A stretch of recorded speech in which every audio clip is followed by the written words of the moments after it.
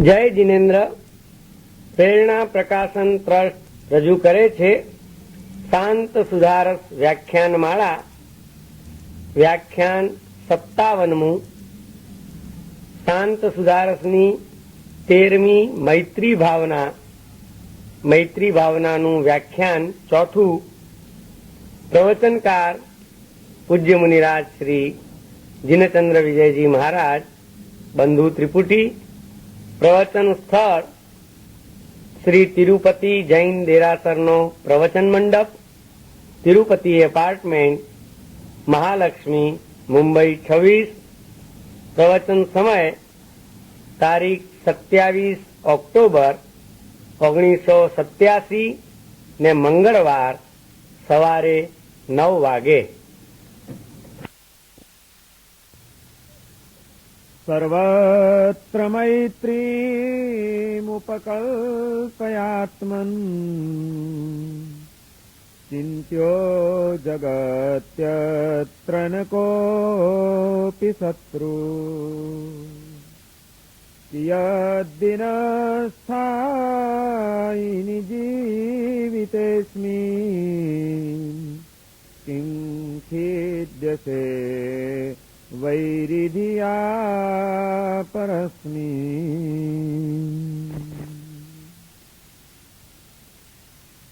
પરમ જ્ઞાની મહોપાધ્યાય વિનય વિજયજી મહારાજ શાંત સુધારસ નામના ગ્રંથમાં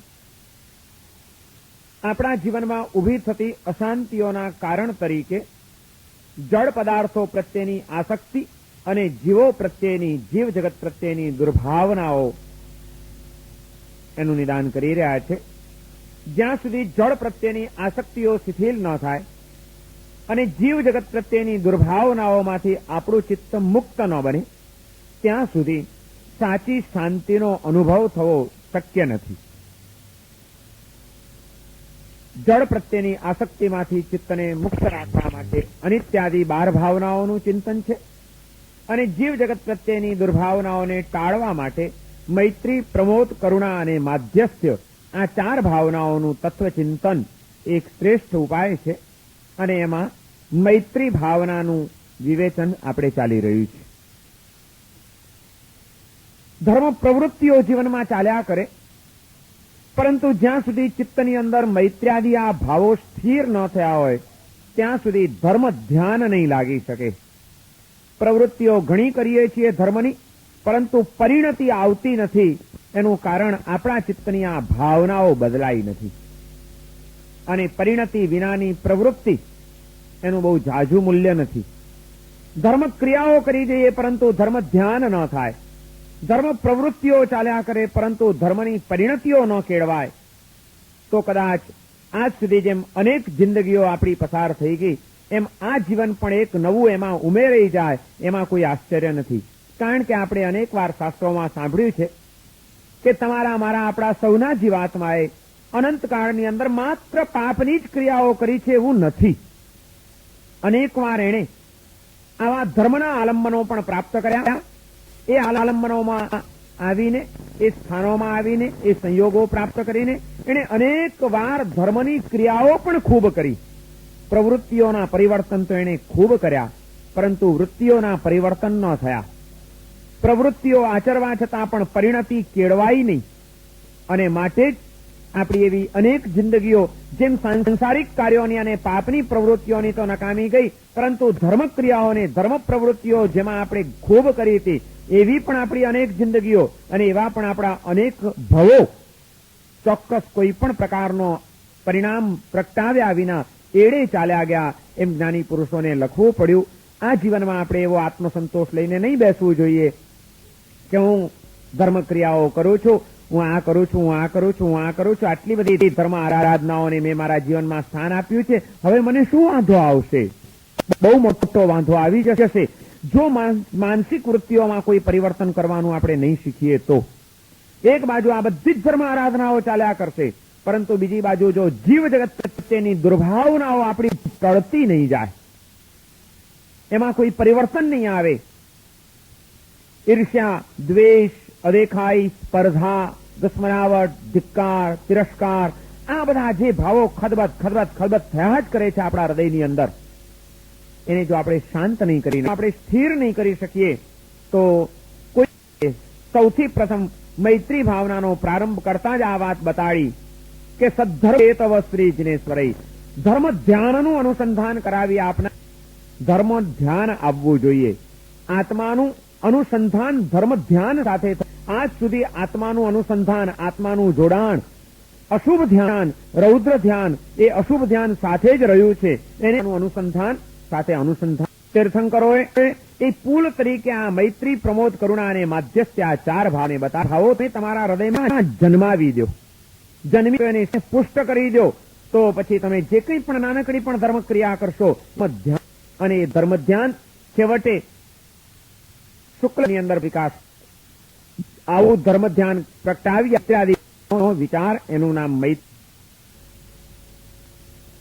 કોઈ પણ જીવ પ્રત્યે એટલું જ બસ પ્રેમ હોવો પણ જરૂરી છે. અને એટલા માટે આપણે ਇਸ પ્રકારની બતાડવામાં આવી, એક નેગેટિવ મૈત્રી અને એક પોઝિટિવ મૈત્રી. નેગેટિવ મૈત્રી કોઈ નથી. હું કોઈની સાથે દુશ્મનાવટ રાખતો નથી, આપણે કોઈનું અશુભ વિચારતા નથી. આ પ્રેમ છે. હું સૌનું હિત ઈચ્છું છું. તે મારા પોઝિટિવ બે મૈત્રીના પ્રકાર પાડ્યા પછી પાછા એના 3 પ્રકાર પાડવામાં આવ્યા કે બંને પ્રકારની મૈત્રી શારીરિક, વાચિક અને માનસિક. મનથી કોઈનું અશુભ ન ચિંતવવું, અશુભ થાય એવું ન બોલવું અને અશુભ થાય એવું ન કરવું, એ શારીરિક, વાચિક અને માનસિક નેગેટિવ મૈત્રી થઈ. બીજાનું હિત ચિંતવવું, બીજાનું હિત થાય એવું બોલવું અને બીજાનું હિત થાય એવી પ્રવૃત્તિ કરવી, એ શારીરિક, વાચિક અને માનસિક પોઝિટિવ મૈત્રી થઈ. આમ 2 પ્રકાર પાડીને પછી એના બંનેના 3 પ્રકાર પાડીને 6 પ્રકાર પાડવામાં આવ્યા. અને ત્યાર પછી આવી મૈત્રી ક્યારે આવી શકે, કોના હૃદયમાં પ્રગટે, આ મૈત્રી ભાવ ન પ્રગટવા દેનાર કયા તત્વો છે, એના 2 કારણ બતાડવામાં આવ્યા. એક સ્વાર્થ અને બીજો દ્વેષ. સ્વાર્થ એ મૈત્રીને જન્મ પામવા દેતો નથી, અને દ્વેષ હોય ત્યાં મૈત્રી આવી શકતી નથી. આ સ્વાર્થ પણ અનેક પ્રકારનો હોઈ શકે છે, અને એ પ્રકારો સમજાવવા માટે આપણે 4 પ્રકારો જીવોના વિચાર્યા. નિસ્વાર્થી, સ્વાર્થી, સ્વાર્થાંત, નિસ્વાર્થી, સ્વાર્થી અને પરમાર્થી. સ્વાર્થાંત માણસ છે, સ્વાર્થી માણસ છે, નિસ્વાર્થી માણસ છે અને પરમાર્થી માણસ છે. 4 પ્રકારો પાડવામાં આવ્યા હતા. સાપ જેવા, પશુ જેવા, કાગડા જેવા અને વૃક્ષ જેવા. આ 4 પ્રકારના જીવો હોય છે મૈત્રીની આરાધના કરનારા. એમાં છેલ્લા 2 પ્રકાર હજી પણ કંઈક ઉપાદેય છે. પહેલા 2 પ્રકાર સ્વાર્થાંત અને સ્વાર્થી નહીં રહેવું જોઈએ, નિસ્વાર્થી અને પરમાર્થી બની જવું જોઈએ, એમ પ્રકાશ પાડીને હવે એવી મૈત્રી કેવી રીતે જીવનમાં આવે, આપણો નંબર આમાં આ 4માંથી ક્યાં હશે, એ કેવી રીતે ખબર પડે, એનો વિચાર કરવા માટે દરેકે પોતાનું આત્મનિરીક્ષણ કરવું જોઈએ કે હું સ્વાર્થાંત છું, સ્વાર્થી છું, નિસ્વાર્થી છું કે પરમાર્થી છું, આમાંથી હું ક્યાં છું એની ખબર એ રીતે પડે. સ્વાર્થાંત માણસ બીજાનું અહિત કર્યા વિના રહેતો નથી. પોતાના સ્વાર્થ ખાતર નાનકડો પણ પોતાનો સ્વાર્થ સધાતો હોય, પોતાનો અહમ પોષાતો હોય, તો એની ખાતર એ બીજાનું હિત તો નથી કરતો, પણ અહિત કર્યા વિના પણ રહેતો જ નથી. તરત જ અહિત કરવા માટે તૈયાર થઈ જાય છે. બીજાનું અહિત કરીને પણ જે પોતાનું હિત કરે છે એ સ્વાર્થાંત છે. બીજાનું અહિત પણ નથી કરતો અને બીજાનું હિત પણ નથી કરતો, પોતાનું હિત સંભાળીને બેસી રહે છે, એ સ્વાર્થી માણસ છે. થોડુંક પોતાનું હિત જતું કરીને પણ, અથવા તો પોતાનું હિત સાચવીને પણ જો બીજાનું હિત થતું હોય તો એ બીજાનું હિત કર્યા વિના જે રહેતો નથી એ નિસ્વાર્થી માણસ છે. અને પોતાના હિતને જતું કરીને પણ જે બીજાનું હિત કરવા માટે તૈયાર થાય છે એ પરમાર્થી માણસ છે. આપણે ક્યાં છીએ એનો વિચાર કરવો હોય તો આપણે આપણા અંતરાત્માને પ્રશ્ન પૂછવાનો કે ક્યારેક પણ મોકો મળે, મારો કંઈક સ્વાર્થ સધાતો હોય તો હું બીજા આત્માનું અહિત કરવા માટે તૈયાર થઈ જઉં છું ખરો? જો બીજાનું અહિત કરીને પણ મારો સ્વાર્થ સાધવાની વૃત્તિ મારામાં પ્રબળ બની જતી હોય તો હું સ્વાર્થાંતતાની ભૂમિકામાં આવ્યો કેવા સર્પ જેવો છું. આ પોતાનું જ આત્મનિરીક્ષણ કરવાનું છે કે હું ક્યાં છું. ઘણી વાર એવું પણ બને કે બીજાનું અહિત ન કરતા હોઈએ આપણે, છતાં આપણે આ જ ભૂમિકામાં હોઈ શકે એવું બને. એટલે આપણે અહિત નથી કરતા એટલું જ બસ નથી, પણ તે વખતે પાછું વિચારવું પડે. અહિત બે રીતે માણસ ન કરે. કોઈનું અહિત કરવાની ભાવના જ ન હોય અને આપણે અહિત ન કરી શકીએ.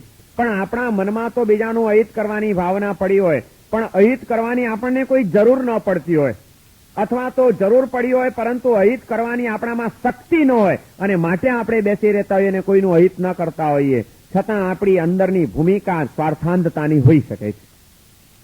મારો કોઈક સ્વાર્થ છે, એ મારે સાધવો છે. એ સાધવા માટે તમારું અહિત કરવાની મને કંઈ જરૂર નથી, માટે હું નથી કરતો. બાકી જો જરૂર પડે તો હું કર્યા વિના રહું નહીં, એવી જ જો મારી ભૂમિકા છે તો હું નથી કરતો, તે છતાં પણ સ્વાર્થાંત કહેવાવું. અથવા તો મને જરૂર તો પડી છે, પરંતુ એ જરૂર પડવા છતાં હું અહિત કરી શકું એમ નથી, અશક્ત છું, લાચાર છું. તમે એટલા બધા શક્તિમાન છો, એટલું બધું તમારું તંત્ર વ્યવસ્થિત છે કે હું અહિત કરવા જાઉં તો માર ખાવું એમ છું. માટે મારી લાચારીના કારણે મારો સ્વાર્થ સાધવાની પ્રબળ ઈચ્છા હોવા છતાં, એ માટે તમારું અહિત કરવા માટે તાપીને બેઠો હોવા છતાં શું કરું, કરી શકતો નથી, માટે લાચાર બનીને બેઠો છું, માટે હું કંઈક અહિત કરતો નથી કોઈનું, તો તે વખતે પણ આપણે સ્વાર્થાંત કહેવાશું. એટલે સતત પોતાના આત્માનું સૂક્ષ્મ નિરીક્ષણ આ બધું કરતા રહેવાનું છે કે હું ક્યાં આગળ છું, મારા હૃદયમાં ભાવો કયા કામ કરી રહ્યા છે. બીજાનું અહિત થાય કે જેનું જે થવું હોય તે થાય, આપણું કામ થવું જોઈએ. આ જ વૃત્તિ છે મારામાં, એ આપણું કામ થવું જ જોઈએ. એને માટે બીજાનું અહિત કરવા માટે હું તૈયાર થઈ જાઉં છું. મને જરૂર નથી પડી માટે કે જરૂર પડી છે છતાં મનને સમજાવીને હું નથી કરતો, અથવા તો જરૂર પડી છે અને મનને પણ સમજાવ્યું નથી પણ લાચારી છે માટે અહિત નથી કરતો, કે નહીં હું એ વૃત્તિથી ઉપર ઉઠી ગયો છું માટે અહિત નથી કરતો. આ સતત આત્મનિરીક્ષણ કરીએ ત્યારે આપણને ખબર પડે કે આપણે પહેલી કક્ષાના જીવોની અંદર આપણું સ્થાન છે કે નહીં. કદાચ એમાંથી નીકળી ગયા તો બીજી વાત, આપણે કોઈનું અહિત પણ નથી કરતા. જાય પછી બીજાનું હિત થતું હોય તો મારે મારા ઘરનો કચરો કાઢવો છે, પણ મારા ઘરનો કચરો કાઢીને પડોશીને નાખવો નથી, કારણ કે એનું અહિત કરી રહ્યો છું મારું આ માટે. ના, સચવાઈ જાય અને એનું એ સચવાઈ જતો એના બારણે જઈને ટુપલીમાં નાખી આવું તો મને કઈ ઘસારો લાગતો નથી અને એમાં થાય છે અને અહિત નથી થતું. આટલો વિચાર કરીને તમે આટલી સૂક્ષ્મતાથી જરાક કર્યું, તરત નિસ્વાર્થીની ભૂમિકામાં આવી ગયા કે તમે તમારું કરવાનો તમે વિચાર કર્યો. અને ચોથું, હું કદાચ જરૂર પડે તો મારા હિતને જતું કરું છું, મારા સુખને જતું કરું છું, આ સ્વાર્થનો ભોગ આપી દઉં છું, પણ બીજાનું કોઈકનું ભલું થતું વિના, તો ત્યાં આગળ ચોથો પ્રકાર આવી જશે પરમાર્થીનો. આવા 4 પ્રકારો પાડવામાં આવ્યા. મૈત્રીની સાધના એને નિસ્વાર્થી અને પરમાર્થી બનવાનું લક્ષ્ય કેળવ્યું. ક્યાંય સ્વાર્થાંધતાની ભૂમિકા ના આવી જાય. એટલુંમતાથી આપણે છે આ રીતે મૈત્રીની સાધના કરવાની છે. તો કેવી રીતે મૈત્રીની સાધના કરવાની? બીજાના પણ ચૈતન્યથી વિલસતા જીવાત્માની અંદર પણ એક ચેતના પડેલી છે, જેવી સંવેદનાઓ પડેલી છે. તો મને જેમ સુખ ગમે છે એમ એને પણ સુખ ગમે છે. એના સુખમાં હું ક્યાં નિમિત્ત બની શકું, હું ક્યાં સહયોગી બનીશ? આ જેમ જેમ જાય આના હિતની ભાવના જેટલી પુષ્ટ બનતી જાય ત્યારે જ આપણે ખરેખર મૈત્રી ભાવના આવી છે, મૈત્રી મેં કેળવી. એટલે સતત બીજાના હિતનો વિચાર કરતા રહેવાનું છે. અને હિતનો વિચાર પ્રેમની લાગણી વિના થઈ શકતો જ નથી. હિત આપણે એનું જ વિચારી જેની પ્રત્યે છે, જેની પ્રત્યે આપણને પ્રેમ હોય છે, જેની પ્રત્યે આપણને સંવેદના હોય છે, એના જ હિત માટે આપણે તત્પર શકીએ અને વિચારીએ. એટલા માટે આપણા એક જ્ઞાની પુરુષોએ કીધું, તે પરિણામો મૈત્રી. સર્વ જીવો પ્રત્યે પરિણામ મૈત્રીને વિજેતા થશે. વિચાર જોર પકડશે જ આપણા હૃદયની અંદર અને ભાવના આવી વધુ વ્યાપક બનતી જાય. પછી એ નેગેટિવ રૂપે પણ આવે, બીજાનું રૂપે પણ આવે, બીજાનું હિત કરવું જોઈએ એ રીતે પણ આવે, પછી એ સારા આવે, વાચિક પણ આવે અને માનસિક પણ આવે. એ રીતે મૈત્રી સાધના આપણા જીવનમાં આવતી જાય ત્યારે આ દૂર થતું. જેમ જેમ વિશ્વ ચેતનાની સાથે આપણી ચેતના જોડાતી જાય, ચૈતન્ય આપણો આંતર સંબંધ જેમ જેમ સ્થાપિત થતો જાય છે, તેમ ચેતનામાં એક જાતની વિશુદ્ધિ આવે છે, જે વિશુદ્ધ સ્વપ્રસન્નતાને જના રહેતી નથી. જેના મનની અંદર બીજા જીવોના હિતનો વિચાર મંદ પડી ગયો હશે, મોડો પડી ગયો હશે અને બીજાના એ સદભાવ પકડતી જતી હશે, એના જોર રહે છે. એનું કારણ આપણે બીજાના હિત કરતા આપણા હિતનો વિચાર પ્રબળ બનાવી દીધો છે. બીજાના સુખ કરતા આપણા સુખની એષણાઓ આપણી વધી ગઈ છે. માટે જ આપણા ચિત્તની અંદર આઘાત અને પ્રત્યાઘાતો જન્મે છે, આર્ત ધ્યાન અને અસ્વસ્થતાઓ પ્રગટે છે. જ્યાં આપણે આપણા સુખ કરતા બીજા જીવોના સુખને વધુ પ્રાધાન્ય આપ્યું ત્યાં તરત જ અનેક એવા આઘાતો જન્મવાની શક્યતાઓ એની મેળે નિર્મૂળ થઈ જાય છે. પરિણામે આપણું ચિત્ત શાંતિનો અનુભવ કરતું થઈ જાય છે અને એ શાંત ચિત્તે પછી નાનકડી પણ એક ધર્મક્રિયા તમે કરો એ ધર્મ ધ્યાનમાં પરિવર્તિત થઈ ગયા વિના રહેશે નહીં. પ્રવૃત્તિ નાની છે કે મોટી છે બહુ મહત્વનું નથી. એ કેવા ભાવથી થાય છે, ચિત્તની કઈ ભૂમિકા એની પાછળ કામ કરી રહી છે એ વાત બહુ વધુ મહત્વની છે. સામાયિકનું એક નાનકડું ધર્મનું અનુષ્ઠાન પણ સ્વસ્થ ચિત્તે અને શાંત ચિત્તે થતું એ ધર્મનું અનુષ્ઠાન એ પુણ્યા શ્રાવકને માટે જબરજસ્ત કર્મની નિર્જરા કરાવનારું બની જતું હતું. ભગવાન મહાવીર દેવના હૃદયની અંદર એને સ્થાન અપાવનારું બની ગયું હતું તે એક જ સામાયિકની ક્રિયા હતી, એક સામાયિક માત્ર, અને ભગવાન મહાવીરના હૃદયમાં પુણ્યા શ્રાવકનું સ્થાન થઈ જાય. મગધ સમ્રાટ શ્રેણિક જેવા શ્રેણિકની પાસે પ્રભુ એ પુણ્યા શ્રાવકના સામાયિકની પ્રશંસા કરે અને એમ કહી દે કે સમ્રાટ પુણ્યા શ્રાવકના એક સામાયિકનું ફળ લઈ આવો, જો એ આપી દે તમને એના એક સામાયિકનું ફળ તો તમારી 4 નારકીના બંધનો તૂટી જાય. 4 નારકીના બંધનો તોડી નાખવાની તાકાત માત્ર જો એક સામાયિકની અંદર હોય તો એ સામાયિક કેવું હશે એ કંઈક તો આપણે વિચારવું પડશે કે નહીં. એની પાછળ ચિત્તની કઈ સ્વસ્થતા, એ સામાયિકની ધર્મક્રિયા દરમિયાન કેવું ધર્મ ધ્યાન પ્રાપ્ત કરી લેતા હશે એ પુણ્યા શ્રાવક, ધર્મ ધ્યાનમાં એ કેવો પ્રતિષ્ઠિત થઈ જતો હશે પુણ્યો, એની કોઈ કલ્પના આપણે નહીં કરી શકીએ, કારણ કે આપણી અનુભૂતિ બહારનો વિષય છે, માત્ર કલ્પનાનો વિષય રહ્યો છે આજે તો આપણા માટે. આપણે ધર્મ પ્રવૃત્તિઓ કરીએ છીએ, ધર્મ ક્રિયાઓ કરીએ છીએ, ધર્મ ધ્યાનને સઘન બનાવવાની સાધના આપણે આપણા જીવનમાં ક્યાં લાવી શક્યા છીએ? આજે સતત આપણા ચિત્તની અંદર આર્ત ધ્યાન ચાલ્યા કરે છે. ઇષ્ટ સંયોગ અને અનિષ્ટ વિયોગના કારણે ઉભા થતા ખળભળાટો, એ ખળભળાટોએ આપણા ચિત્તને એવું ક્ષુબ્ધ કરી નાખ્યું છે, એવું કલુષિત કરી નાખ્યું છે, એટલું બધું અશાંત બનાવી દીધું છે કે એ ક્ષુબ્ધ ચિત્તે, કલુષિત ચિત્તે અને અશાંત ચિત્તે આપણે જે કંઈ પણ કરીએ છીએ એમાં કોઈ ભલેવાર આવતા નથી, કોઈ આત્માની અંદર પરમાત્માનું પ્રતિબિંબ પડતું નથી. ચિત્તમાં ક્ષુબ્ધતા છે ત્યાં સુધી આત્મતત્વનું કે પરમાત્મા તત્વનું પ્રતિબિંબ નહીં પડી શકે ચેતનાની અંદર. જ્યારે સરોવરમાં પાણી શાંત હોય ત્યારે એ કિનારે ઉભેલા વૃક્ષો, એ વૃક્ષોનો પડછાયો પડે છે, એનું પ્રતિબિંબ પડે છે તળાવની અંદર, સરોવરની અંદર. જ્યારે તડકો પડતો હોય ઉપરથી, કિનારે વૃક્ષો ઉગેલા હોય, પાણી શાંત હોય, ત્યારે તમે જોશો તો એમાં પ્રતિબિંબ પડશે. પણ એક મોટો પથરો લઈને ઉપાડો તમે અને પથરો લઈને તળાવમાં નાખો, પાણીને દોડી નાખો, પછી જુઓ એની અંદર શું દેખાય છે તમને? જ્યાં પાણી ખળભળી ગયું, શુદ્ધ બની ગયું, વૃક્ષો પણ છે, પાણી પણ છે, સૂર્ય પણ છે, પ્રકાશ પણ છે, પણ એનું કોઈ પ્રતિબિંબ નહીં પડે, કારણ કે જ્યાં સ્વસ્થતા હતી ત્યાં પ્રતિબિંબ પડતું હતું, જ્યાં ખળભળાટ આવ્યો, ક્ષુબ્ધતા આવી ગઈ, ત્યાં પ્રતિબિંબ નહીં પડે. સાધનાની અંદર બેસીએ છીએ, આત્મતત્વનું કે પરમાત્મા તત્વનું કોઈ પ્રતિબિંબ આપણે ઝીલી શકતા નથી. એનું કારણ આપણા ચિત્તની અંદર અનેક જાતની ક્ષુબ્ધતાઓ પડેલી છે. એ ક્ષુબ્ધતાઓ કાં જળ પ્રત્યેની આસક્તિના કારણે ઊભી થયેલી છે, કાં જીવ જગત પ્રત્યેની દુર્ભાવનાઓના કારણે જન્મેલી છે. આ ક્ષુબ્ધતાને ટાળવી જ રહી અને એ માટે આ ભાવનાઓનું મહત્વ ઘણું બધું છે. જીવ જગત પ્રત્યેની દુર્ભાવનાઓને ટાળવા માટે આ મૈત્રી, પ્રમોદ, કરુણા અને માધ્યસ્થ્ય, આ જે 4 ભાવો વિનય વિજયજી મહારાજે અહીં આપણને બતાડ્યા છે, રામબાણ ઔષધ છે. ધર્મ ધ્યાનને પુષ્ટ કરવા માટે રસાયણની ઉપમા એમણે આપી છે આને, કે આ રસાયણ છે. દુર્બળ થઈ ગયેલી કાયાને જેમ રસાયણ પુષ્ટિ આપે છે અને તંદુરસ્ત બનાવે છે, એમ નિર્બળ થઈ ગયેલા આપણા ચિત્તને આ મૈત્રાદી ભાવોનું રસાયણ એના ધર્મ ધ્યાનને, દુબળા પડી ગયેલા ધર્મ ધ્યાનને પુષ્ટ કરી આપે છે. ધર્મ ધ્યાનને તમારે સ્થિર કરવું હોય અને પુષ્ટ કરવું હોય તો આ મૈત્રાદી 4 ભાવનાઓનું રસાયણ સ્વીકાર્યા વિના ચાલી શકે એમ નથી. એ મૈત્રાદી ભાવો પોઝિટિવ અને નેગેટિવ 2 રીતે, શારીરિક, વાચિક અને માનસિક, એમ 3 એક એકના એટલે 6 પ્રકાર પડ્યા. એ 6 પ્રકારને આરાધનાર જીવો સ્વાર્થાંત, સ્વાર્થી, નિસ્વાર્થી અને પરમાર્થી એટલે 4 પ્રકારના પડ્યા. અને હવે એથી વધુ આગળના તબક્કામાં આવી મૈત્રી ભાવના, આટલું વિવેચન આપણે દિવાળી પહેલા કરી ગયા હતા વિસ્તારથી.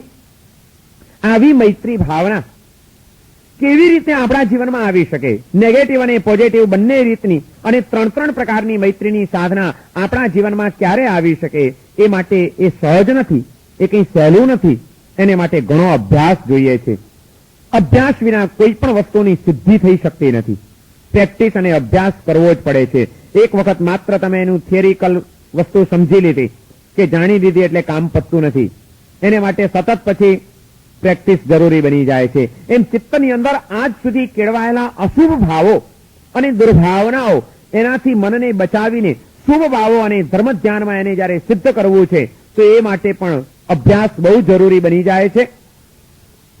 ગાડીનું ડ્રાઇવિંગ કરવું હોય એ ડ્રાઇવિંગ માટે તમે ડ્રાઇવિંગ સ્કૂલમાં દાખલ થઈ જાઓ અને માત્ર એનું બધું થિયરિકલ માહિતી મેળવી લો કે ક્યારે એક્સિલેટર ઉપર પગ દબાવો, ક્યારે બ્રેક ઉપર પગ દબાવો, ક્યારે કેવી રીતે ફેરવવી ગાડીને, ક્યારે ટર્ન લેવો, ક્યારે ક્યાં, બધું જાણી લો. પણ એટલા માત્રથી કામ ચાલે? બધું કર્યા પછી પણ સતત પ્રેક્ટિસ કરવી પડે છે. કોઈક મેદાનમાં જવું પડે છે, ગાડી ચલાવવી પડે છે, ધીમે ધીમે અભ્યાસ કેળવવો પડે છે અને વ્યવસ્થિત અભ્યાસ કેળવતા એક તબક્કો આવે છે કે જયારે એવી માસ્ટરી આવી જાય કે પછી તમે ભરચક એરિયાની અંદર અને જ્યાં ખૂબ ટ્રાફિક હોય ત્યાં પણ તમે સડસડાટ કરતી એક્સિડન્ટ કર્યા વિના તમારી ગાડીને આગળ લઈ જઈ શકો.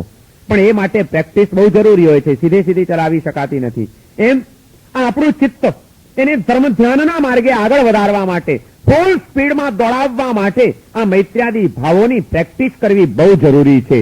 એમને એમ આ સિદ્ધ નહીં થઈ જાય.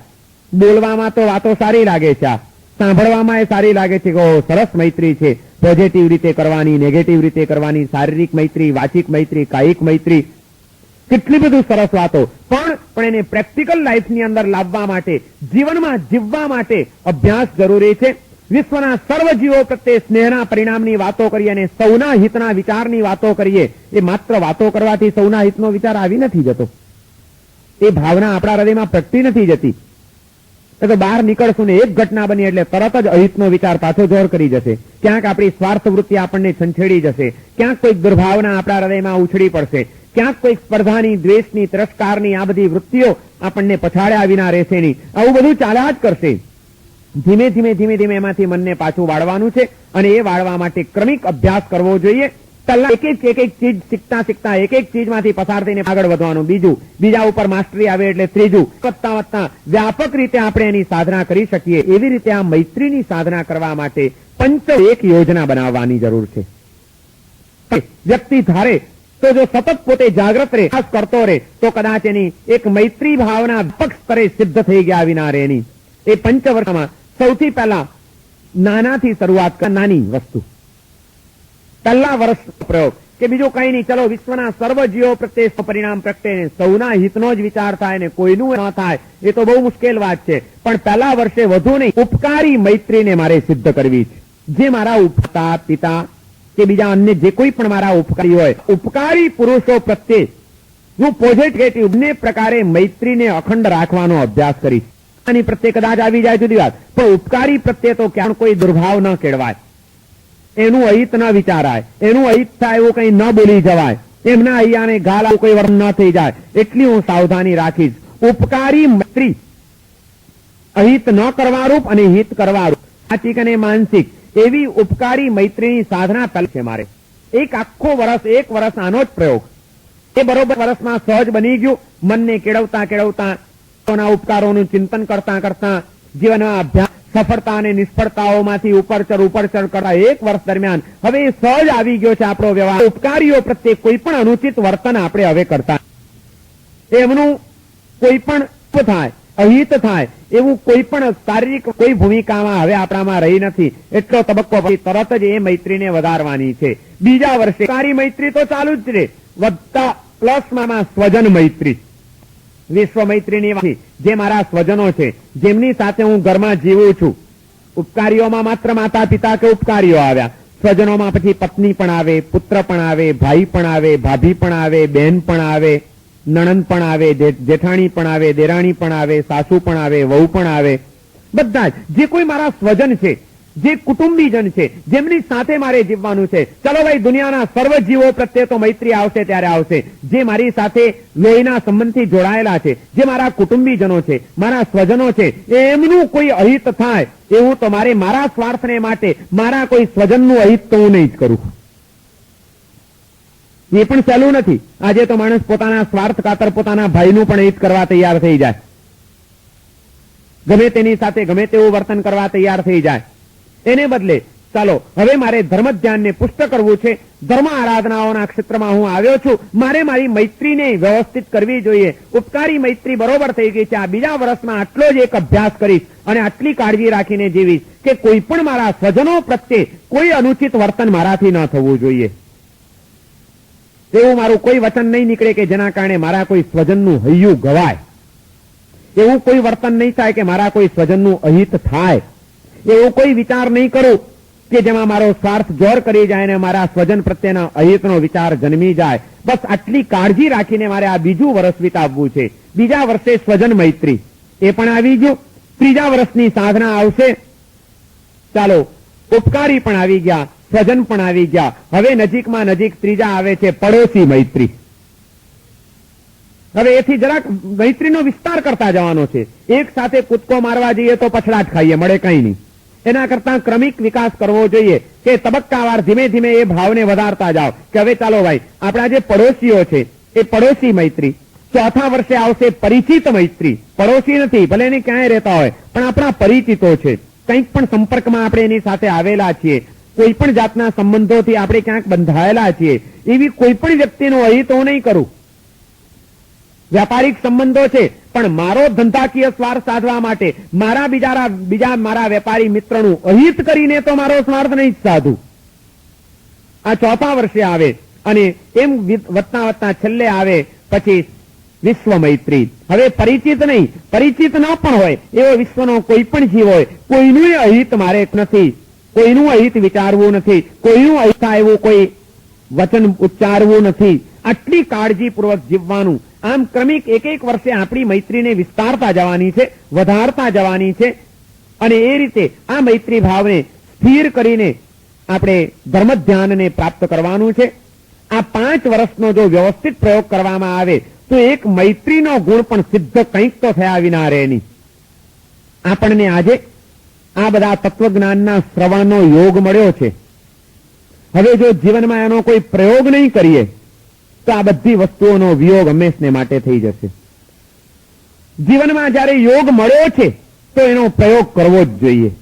યોગની સાથે પ્રયોગ થઈ જવો જોઈએ, નહીં તો વિયોગ થયા વિના નથી રહેતો. નહોતી આજ સુધી, ચાલો આ સમજણ નહોતી, આવો કોઈ પ્રેક્ટિકલ માર્ગ નહોતો મળ્યો, એ જાતની કોઈ ભૂમિકા પ્રાપ્ત નહોતી થઈ, માટે બધું ચાલતું હતું અને વર્ષોથી ધર્મ કરીને સંતોષ માનતા હતા કે અમે સામાયિક કરીએ છીએ, અમે પ્રતિક્રમણ કરીએ છીએ, અમે તપશ્ચર્યા કરીએ છીએ. પણ કોઈ દિવસ અમે આ વિચાર નહોતો કર્યો. વિનય વિજયજી મહારાજે એક નવી દ્રષ્ટિ આપી કે ભાઈ ધર્મ પ્રવૃત્તિ કરતા ધર્મ પરિણતિ વધુ મહાન છે. ધર્મ ક્રિયા કરી પણ ધર્મ ધ્યાન ક્યાં આવ્યું?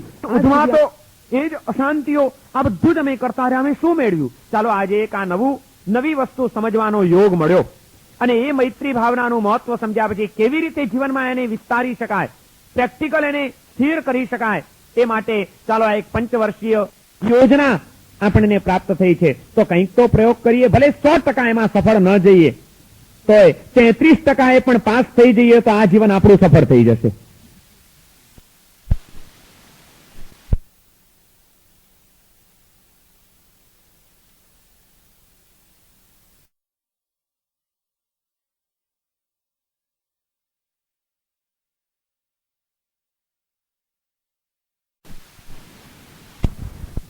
%100 નહીં, 35% પણ મૈત્રી જો આવી જાય આ રીતે અભ્યાસ કરતા કરતા મનને કેળવતા તો પણ ઘણી મોટી વાત છે.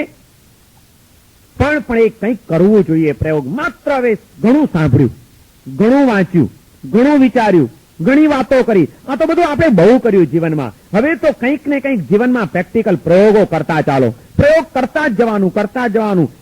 ભલે નિષ્ફળતા પણ મળે, કોઈ દિવસ હતાશ થયા વિના, નિરાશ બન્યા વિના પ્રયોગને પકડી રાખો તો આજે નહીં તો કાલે પણ સફળતા મળ્યા વિના રહેશે નહીં. આપણે પ્રયોગ જ નથી કરતા. આપણા જીવનની મોટામાં મોટી કમનસીબી આ છે કે આપણે આ બધો બસ સાંભળ્યા કરીએ છીએ, વિચાર્યા કરીએ છીએ.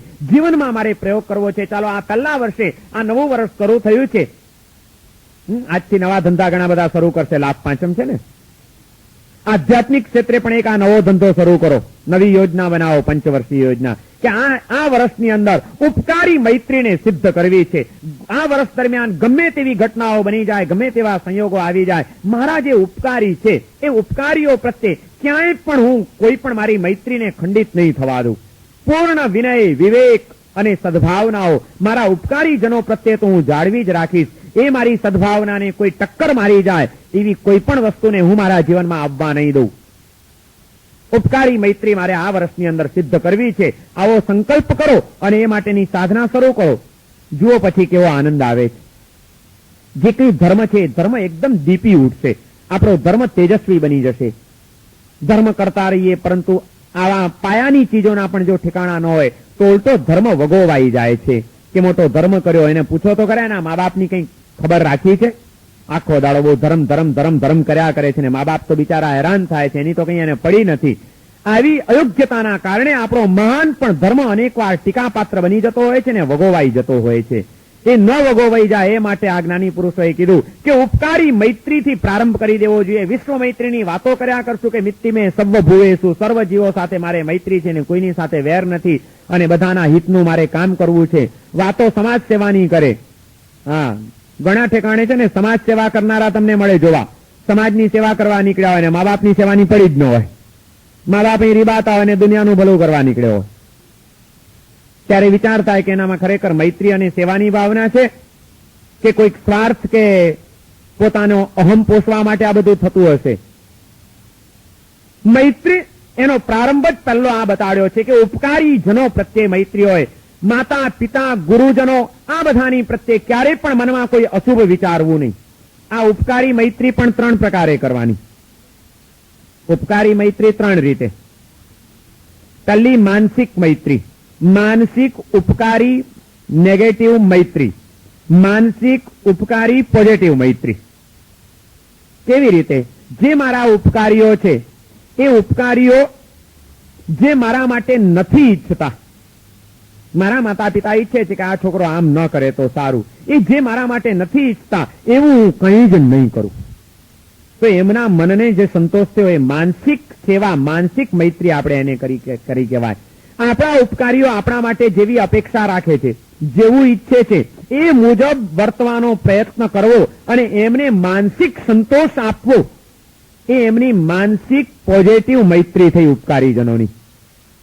એ જ રીતે વાચિક ઉપકારીઓનું કોઈ પણ કટુ વચન પણ હોય એ આપણા ઉપકારી છે, માતા પિતા છે. એ કદાચ કોઈક વાર કંઈક કડવી વાત પણ કહે છે, ક્યારેક કદાચ કંઈક ઠપકો પણ આપે છે, પરંતુ તે વખતે પણ હું એને મન ઉપર નહીં લઉં, એનું દુઃખ નહીં લગાડું અને એની સામે એવું હું નહીં વચન ઉચ્ચારું કે જેના કારણે એમના હૈયાને ઘા લાગે. આ એમની વાચિક મૈત્રી થઈ ગઈ ઉપકારીઓની. અને ઉપકારીજનોની સેવા કરવી. માતા પિતા છે એમની શારીરિક સેવા કરવી. એમને પગ દબાવવા, માથું દબાવવું, એમની પથારી કરી આપવી, એમને આ વસ્ત્રપાત્રની આવશ્યકતાઓ વસ્ત્ર વગેરેની પૂર્ણ કરવી. આ બધી વાતો એ એમની શારીરિક મૈત્રી થઈ. એમના શરીરને તકલીફ ન થાય એ રીતે વર્તવું એ એમની ઉપકારી નેગેટિવ શારીરિક મૈત્રી થઈ. અને એમની શરીરને સાતારે એ રીતે કંઈક ને કંઈક સેવાની પ્રવૃત્તિ કરવી એ ઉપકારી પોઝિટિવ શારીરિક મૈત્રી થઈ. ઉપકારી મૈત્રી આ રીતે 3 રીતે કરવાની છે, શારીરિક, વાચિક અને માનસિક. એ ક્યારે આવે? એ એમને એમ આવે નહીં. હૃદયમાં બહુમાન હોય તો જ ઉપકારીઓ પ્રત્યેની આ મૈત્રી આવી શકે. ઉપકારીજનો પ્રત્યે મૈત્રીને સિદ્ધ કરવા માટે ઉપકારીઓ પ્રત્યે હૃદયમાં બહુમાન પ્રગટવું બહુ જરૂરી છે. અને બહુમાન એમના ઉપકારોના ભાન દ્વારા જ પ્રગટે છે. માતા પિતા મારા ઉપકારી છે, જેમણે મારા જીવનમાં કંઈક મહત્વનો ભાગ ભજવ્યો છે. એવા બીજા પણ કોઈક પણ ઉપકારી છે, ગુરુજનો એ મારા ઉપકારી છે. એ ખ્યાલ આવે, એમના ઉપકાર પ્રત્યેની કૃતજ્ઞતા આપણા હૃદયમાં કેળવાય તો જ એમની પ્રત્યે આપણું હૃદય બહુમાન ભરેલું બનશે. અને બહુમાન હશે ત્યાં જ એમની સેવા, એમનો વિનય, એ બધી વાતો આવી શકશે.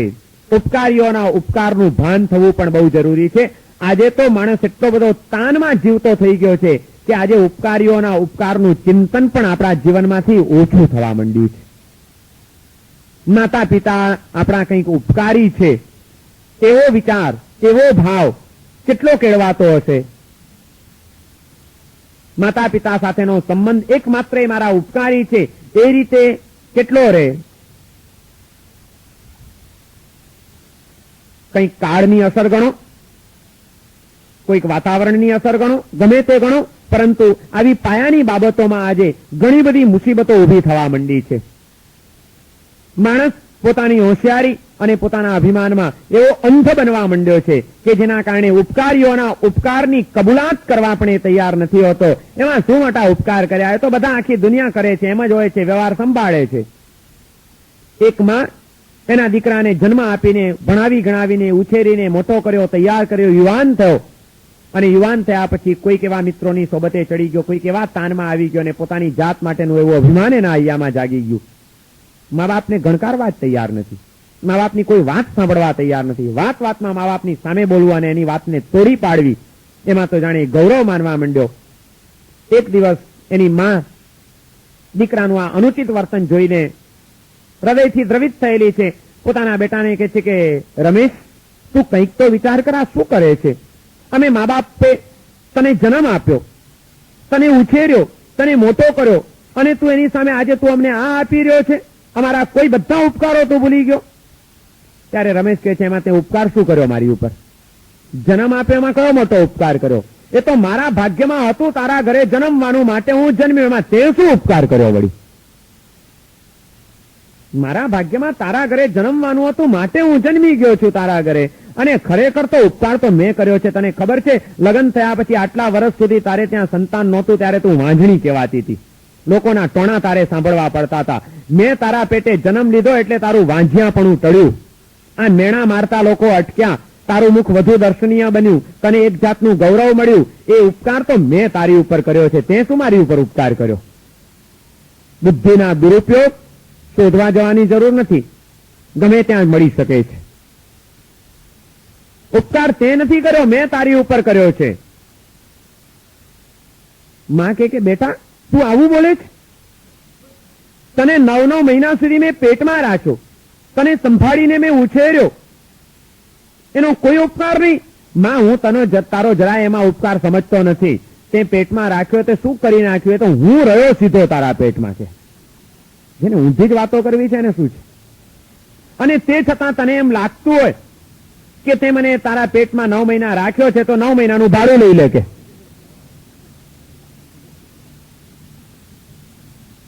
મને એમ થઈ ગયું કે આ દીકરાને શું કેવું? બેટા, ખાલી પેટમાં નથી રાખ્યો એ પછી મેં તને કેટલા કષ્ટ સાથે જન્મ આપ્યો, મેં મારું દૂધ તને પાયું, દૂધ પાઈને પણ તે કોઈ ઉપકાર નથી કર્યો. નહીં તો એ તારું દૂધ મને ન પાયું તો કોને કામ લાગવાનું હતું? નકામું જવાનું હતું, અને અંદર રહી જાત તો પોઈઝન થવાનું હતું. મેં દૂધ પીને તારા આરોગ્યની રક્ષા કરી છે. કે બધું ઊંધી જ વાત. મને એમ થઈ ગયું કે આ છોકરાને કંઈ સમજાવવાનો અર્થ નથી ને કહેવાનો કોઈ અર્થ નથી. એના કરતા કોઈ ગુરુ મહારાજ પાસે લઈ જઈએ ને એ કંઈક આને સમજાવે ને શિખામણ આપે તો કામ થાય. અને એમાં કોઈક ગામની અંદર સાધુ મહારાજ પધાર્યા. માં પેલા દીકરાને લઈને મહારાજ સાહેબ પાસે ગઈ. મહારાજ સાહેબ પાસે જઈને ઓળખાણ કરાવી કે મહારાજ સાહેબ, આ મારો દીકરો છે, થોડુંક એને સમજાવો. મહારાજ સાહેબ એક જ પ્રશ્ન પૂછું, મા બાપનો ઉપકાર દીકરા ઉપર કે દીકરાનો ઉપકાર મા બાપ ઉપર? કોણ કોનું ઉપકારી કહેવાય?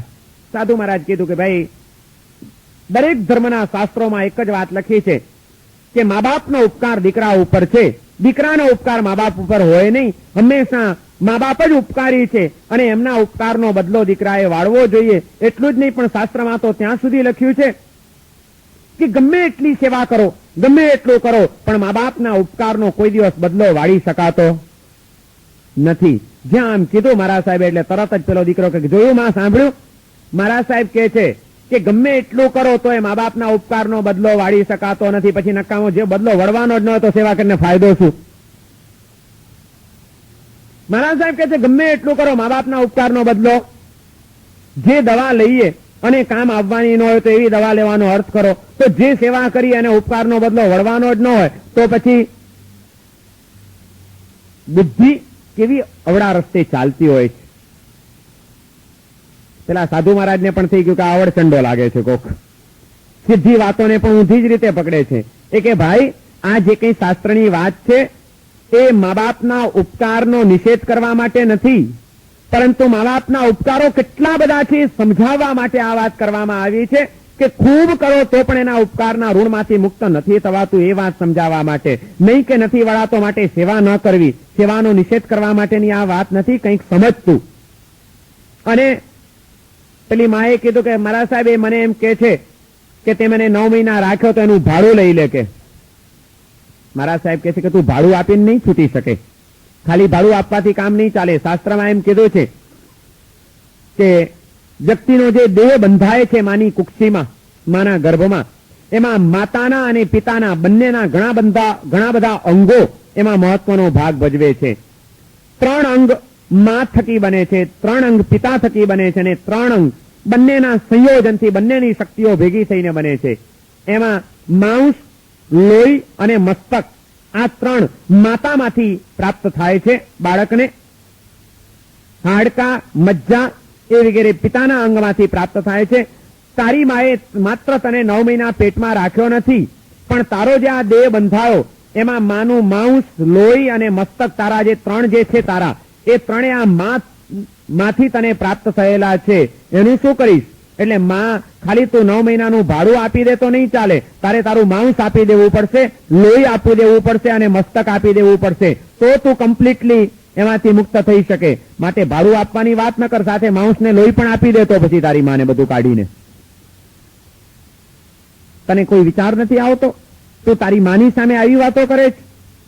કલ્પના કર, આ દુનિયામાં ઘણી એવી પણ માતાઓ છે જે જન્મતાની સાથે બાળકનું બલિદાન પણ આપી દેતી હોય છે. કોઈક અંધશ્રદ્ધામાં આવી જઈને, કોઈક અજ્ઞાનના કારણે, કોઈક પોતાની મનોકામનાઓ પૂર્ણ કરવાને માટે તાજા જન્મેલા બાળકોના બલિદાન પણ અપાઈ જતા હોય છે. તારી માએ તારું કોઈ બલિદાન ન આપી દીધું, તને જન્મતાની સાથે રસ્તે રઝળતો ન મૂકી દીધો. તારી માએ ધાર્યું હોત તો બધું કરી શકત ને, ત્યારે તારી કોઈ શક્તિ નહોતી કે તું તારું કોઈ ડાપણ ચલાવી શકે. પૈસાની ખાતર કે સ્વાર્થની ખાતર ઘણા પોતાના દીકરાઓને વેચી પણ નાખતા હોય છે. તારી માએ તને વેચી નથી માર્યો, માટે તું આજે આટલો સલામત છે અને હજી આટલો મોટો થયો છે. અને એ પછી તને ઉછેરવા માટે એણે જે પ્રયત્નો કર્યા છે, એણે પોતાના અનેક સુખોને જતા કર્યા. ગર્ભમાં પણ તારું અહિત ન થાય એ માટે એણે પોતાના મનગમતા સ્વાદ છોડ્યા છે. ઘણું મનગમતું ખાવાનું એણે મૂક્યું, અને અણગમતા ઓસડિયા પણ એણે પ્રેમથી પીધા છે, અને તને સંભાળવા માટે એણે અણગમતું બધું સ્વીકાર્યું છે. જન્મ્યા પછી પણ એણે કેટલા તારી ઉપર ઉપકારો કર્યા છે, અને એવી માં પ્રત્યે તું આવું કરે છે? આખું જયારે એને સમજણ આપી ત્યારે પેલાની અક્કલ ઠેકાણે આવી. તરત જ ત્યાં ને ત્યાં માના પગમાં પડી જાય છે કે માં, હું ઊંધી રીતે વિચારતો હતો, માફ કર, મારી ભૂલ થઈ ગઈ. ઉપકારી મૈત્રી ત્યારે જ આવે જ્યારે એને ઉપકારોનો ખ્યાલ આવે કે આ કંઈક મારા ઉપકારી છે. જ્યાં સુધી ઉપકારોનું ચિંતન નહીં થાય ત્યાં સુધી એવા ઉપકારીજનો પ્રત્યે શારીરિક, વાચિક કે માનસિક એમના હિત માટેની પ્રવૃત્તિઓ ક્યારે પણ જીવાત્મા કરી નહીં શકે. અને ધર્મનો પહેલો પાયો આ છે કે સૌથી પહેલા ઉપકારી મૈત્રીનો પ્રારંભ થવો જોઈએ, તો ધર્મ ધ્યાન શરૂ થશે, નહીં તો ધર્મ ધ્યાન નહીં આવી શકે. ખુદ તીર્થંકરો જેવા તીર્થંકરો પણ ઉપકારીજનો પ્રત્યેના હિતનો વિચાર અને ઉપકારીઓની મૈત્રીની સાધના કર્યા વિના તીર્થંકર બની શકતા નથી. મહાવીરનો આત્મા ગર્ભમાં હતો ત્યારથી એણે ઉપકારી મૈત્રીનો પ્રારંભ કર્યો કે મારા હલનચલનથી મારી માને કંઈ દુઃખ ન થવું જોઈએ, કંઈ તકલીફ ન પડવી જોઈએ, અને માટે ગર્ભાવસ્થામાં પણ એણે પોતે સ્થિર રહેવાનો અભ્યાસ કર્યો અને પ્રયત્ન કર્યો. એ મહાવીરનું જીવન આપણને એક જ વાત કહે છે કે તીર્થંકરના અંતિમ ભાવની પણ સાધનાનો પ્રારંભ એના ગર્ભથી થયો છે, અને એ પહેલી સાધના હતી ઉપકારી મૈત્રીની સાધના હતી. માતા પિતાના હિતનો વિચાર હતો કે માને તકલીફ ન પડવી જોઈએ, મારી માને ક્યાંય દુઃખ ન થવું જોઈએ, મને માટે ગર્ભને સ્થિર કર્યો.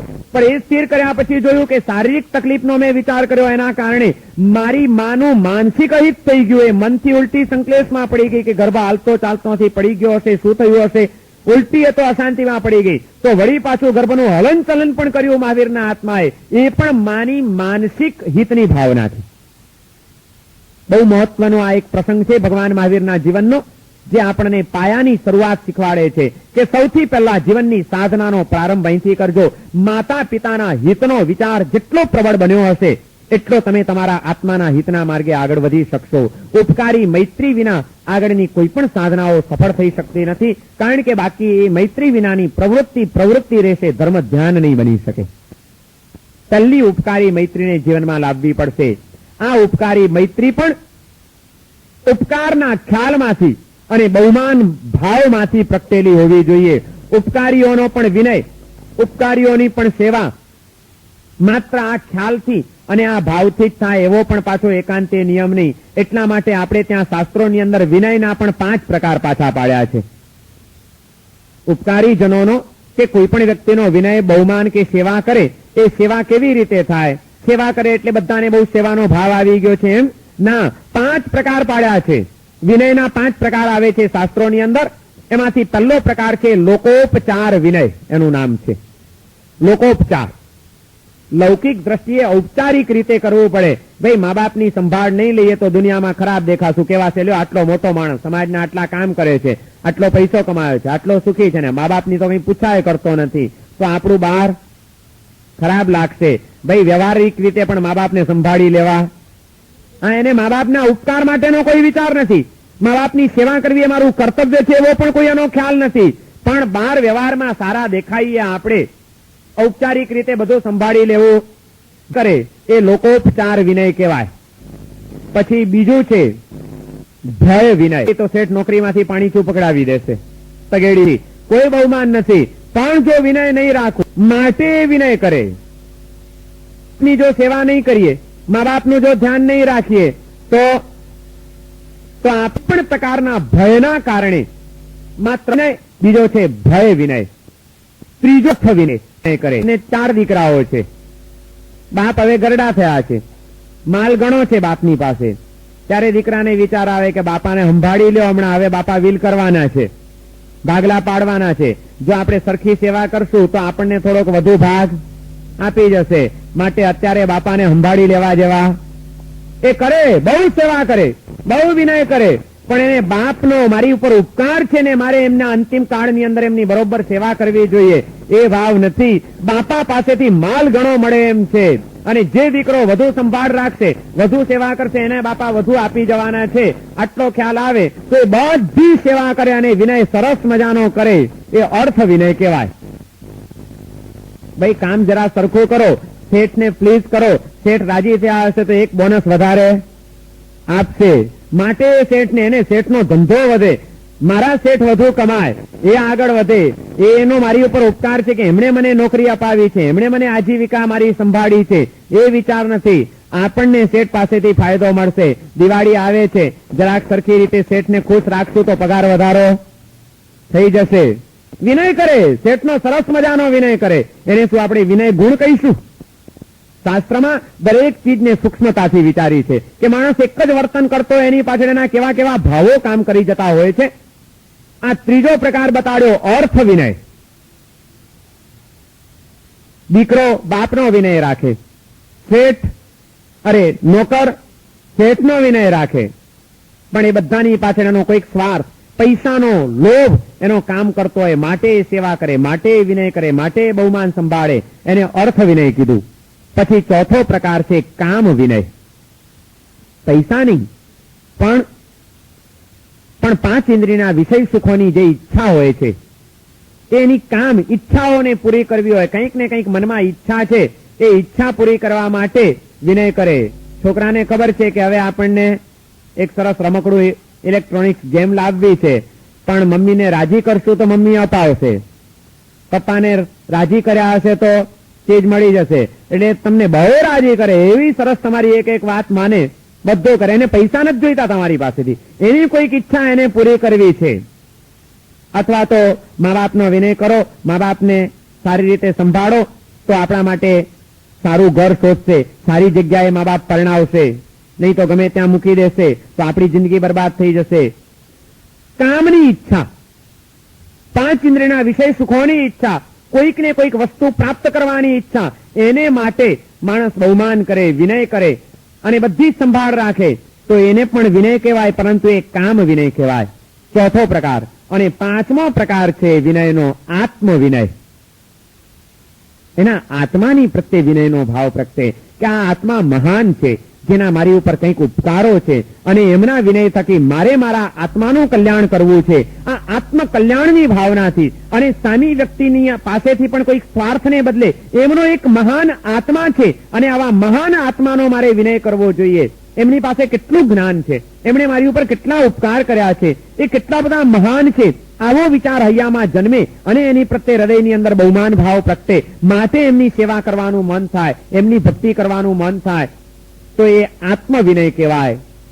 શાસ્ત્રની અંદર આ 5 પ્રકાર બતાડીને એમ કીધું છે કે પહેલાના 4 પ્રકારોને બહુ મહત્વ આપવા જેવું નથી. વિનય કરવો હોય તો આત્મ વિનય કરજો. તમારા આત્મકલ્યાણની ભાવના અને સામેની વ્યક્તિના પણ આત્મતત્વનું ચિંતન કરીને એની પ્રત્યે વિનયનો અને બહુમાનનો ભાવ કેળવવો તો એ મૈત્રી સાચી મૈત્રી બનશે, નિસ્વાર્થ મૈત્રી બનશે, નિર્ભેળ મૈત્રી બનશે અને આત્માનું કલ્યાણ કરનારી ધર્મ ધ્યાનને જન્માવનારી મૈત્રી બનશે. ઉપકારી મૈત્રીની પહેલા વર્ષની સાધના કરવાની છે એ આટલી ક્ષમતાથી કરવાની છે.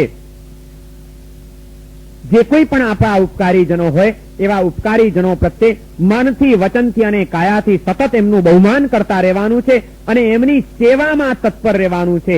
માતા પિતાને જે નથી ગમતું મારે નથી કરવું, ભલે કદાચ આજે મારા મનના વિચારો જુદા છે, પણ મારા વિચાર મુજબ ચાલવાથી મા બાપને દુઃખ થાય છે ને, એ મારા ઉપકારી છે.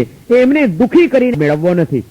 એમને ન ગમે એવો કોઈ આગ્રહ મારે પકડવો નથી. મારું થોડુંક હિત જતું કરવું પડે, મારી થોડીક ઈચ્છાઓને જતી કરવી પડે, સ્વાર્થોને ગૌણ બનાવવા પડે, પણ ઉપકારી એવા એમના આત્માને શાંતિ મળે તો એ આત્માને શાંતિ આપવી એ મારું એક કર્તવ્ય છે, મારી ફરજ છે. માટે હું મારું જે જતું કરવું પડે જતું કરીને પણ હું એમનો વિનય કરીશ, એમની સેવા કરીશ, હું એમનું બહુમાન કરીશ, પણ એમના આત્માને જરાય દુઃખ નહીં થવું. આટલા વિચારપૂર્વક જયારે આપણે જીવન જીવવાનો પ્રયત્ન કરીએ ત્યારે એ આપણી ઉપકારીતાની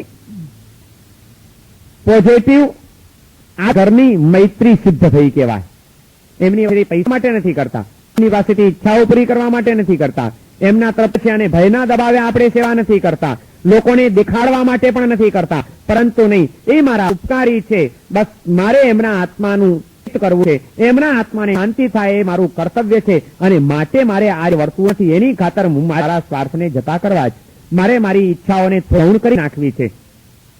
હું એવું કંઈ પણ બોલીશ નહીં, એમનું અપમાન કરીશ નહીં.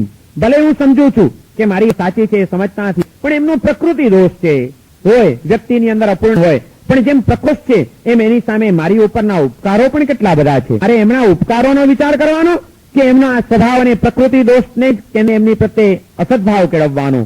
મારું કર્મ છે, મારી ફરજ શું છે, મારી મહાનતા શેમાં છે? આપણા પોતાના આત્માનો વિનય, એમના આત્માની મહા બંને તન જ્યારે પ્રબળ બનશે ત્યારે મૈત્રી સહજપણે સિદ્ધ થઈ ગયા વિનય નહીં. અને એ રીતે આખું જે બહુમાન જયારે એકવાર સ્થિર થઈ પછી પ્રત્યેક વ્યવહાર એ ઔચિત્ય ભર્યો હશે, એક ભર્યો વિનય ભર્યો હશે. જ્યાં ઔચિત્ય છે, વિનય છે અને વિવેક, સંઘર્ષો ઓછા થઈ ગયા વિના રહેતા નથી. જ્યાં સંઘર્ષો નથી અશાંતિ જન્મ, અને જ્યાં અશાંતિ નથી ત્યાં આગળ થતી શાંત ચિત્તે થતી ધર્મ ધ્યાનમાં પરિણમ્યા વિના રહેતી નથી. સૌથી પહેલી અશાંતિ મા બાપ સાથે તો ટાળવાનો અભ્યાસ કે મા બાપની સાથેના કોઈ પણ વ્યવહારમાં ને કોઈ પણ ઉપકારીજનો, કોઈ પણ ઉપકારીજનો હોય એમની સાથેના વ્યવહારમાં ચિત્તમાં અશાંત આપણા કે એમના એવો કોઈ પણ વ્યવહાર મારે કરવો નથી. વિશ્વમય પછી કરીશ દુનિયા. આનો અર્થ એ નથી કે બીજા બધાની સાથે ઝઘડવાની છૂટ, વર્તન, પણ કદાચ બીજાની સાથે હજી એ ભૂમિકા નથી આવતી તો કઈ નહીં, કમસે કમ કંટ્રોલ આપણે મેળવી લઈએ. પહેલા વર્ષે વધુ નહીં, 1 વર્ષ માટે સતત મારે આ સાધના કરવી. રોજની ટેવો છે કે મા બાપ કે એટલે ધડ દઈને સામે જ દઉં છું, એમની વાત તરત ઉતારી પાડું છું, એમના ઉપકારોને હું ગણતરી વર્ષો ટેવ પડી ગઈ. હવે આ એક નવી ટેવ પાડવી, એટલે આજે ને આજે સિદ્ધ નહીં થાય, પણ સતત નાઓ કરતા કરતા, આ વિચારો કરતા કરતા મૈત્રીનો સમજીને ધીમે ધીમે અભ્યાસ કરવો છે, પ્રેક્ટિસ પાડવી છે. અને 1 વર્ષ સુધી સતત સાધના ચાલતી રહે તો આ જાગૃતિ 1 વર્ષ એ ઉકારી મૈત્રીને સિદ્ધ કરાવી આપ્યા વિના રહે નહીં. અને જ્યાં એ બિલકુલ 1 વર્ષે સહજ થઈ, હવે વિચાર નથી કરવો પડતો, સહજપણે જ હવે ઉપકારીઓ માટે કોઈ વિચાર જ નથી આવતો, સહજપણે એવું કોઈ વચન જ નથી નીકળતું મોઢામાંથી. વિનય એક સ્વાભાવિક બની ગયા, સિદ્ધ થઈ ગઈ. તો પછી બીજા વર્ષે હવે એ મૈત્રીના વધુ તારવા માટે અભ્યાસ કરવાનો. હવે એને સ્વજન સુધી ઉપકારી મૈત્રી, જેમ ઉપકારનું ચિંતન કરવા એમ સ્વજન મૈત્રીને સિદ્ધ માટે વિચાર કરવાની રીતે સ્વજન મૈત્રી સિદ્ધ થઈ શકે. સ્વજન મૈત્રી, પડોશી, પરિચિત મૈત્રી અને વિશ્વ મૈત્રી, આ સુધી પહોંચવા માટે આ દ્રષ્ટિબિંદુઓ એમાં આપણને ઉપયોગી બને છે, એવું ચિહ્ન સહાય છે. અને આવી મૈત્રી કોણે કોણે સિદ્ધ કરી છે, આ રોમાંચક દ્રષ્ટાંતો, સુંદર છણાવટ અને વ્યક્તિગત મૈત્રીને સિદ્ધ કરવા માટેની સાધનાના પ્રયોગ એ અંગેની ગણિતો હવેના દિવસોમાં આપણે વિચારવાની છે. વ્યાખ્યાન અહીંયા પૂર્ણ થાય છે. સર્વમંગલ માંગલ્યં સર્વકારણકારણં પ્રધાનં સર્વધર્માણાં જૈનં જયતિ.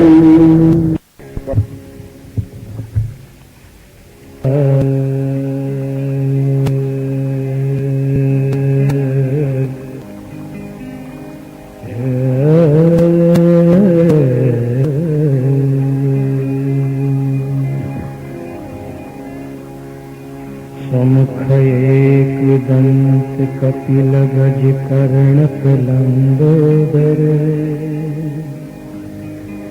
विकट विघ्न विनाशक विनायक धूम्रकेतु गणाध्यक्ष भानुचंद्र गजानन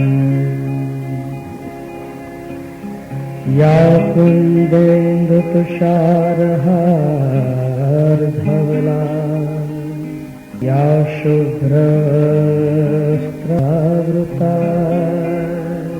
या वीणावरदण्डकरा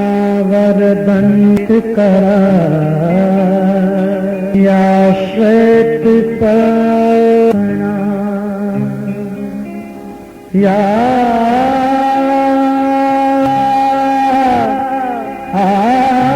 शंकर प्रभुतिरे देवै सदा गीता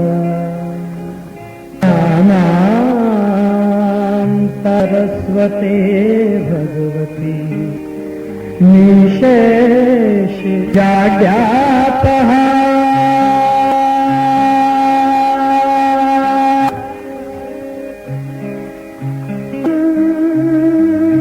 भुवनम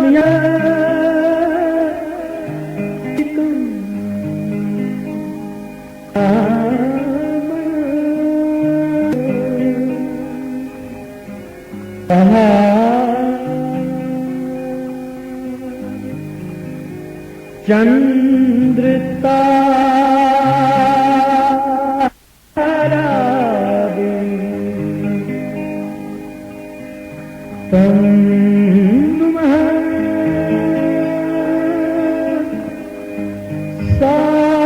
सात्विकं शिवम्